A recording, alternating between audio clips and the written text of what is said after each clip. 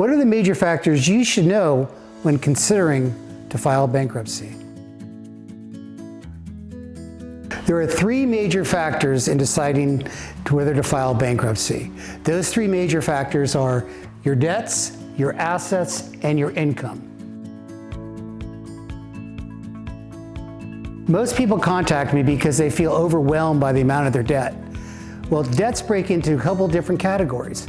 Whether it's unsecured debt, which means that you owe money like on credit cards, but there's no collateral attached to it.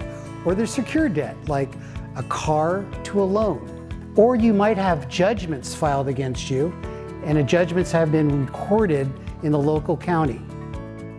One of the major concerns in filing bankruptcy is to make sure we can protect your assets.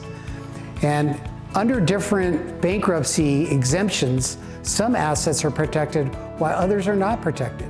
For example, in California, your retirement accounts, your 401k accounts, they're protected no matter the amount. But personal investments and other assets might be capped as how much they're going to be protected. Income's really important because that's going to determine whether you can file a Chapter 7 bankruptcy and simply get rid of all that unsecured debt. Remember, that's the debt that's not tied to certain collateral like credit cards, medical debt. We use what's called the means test in bankruptcy, and we take into consideration how many people are in the household. Now, they don't have to be people who actually you're related to. It's the number of heads on beds. So it's a completely different formula.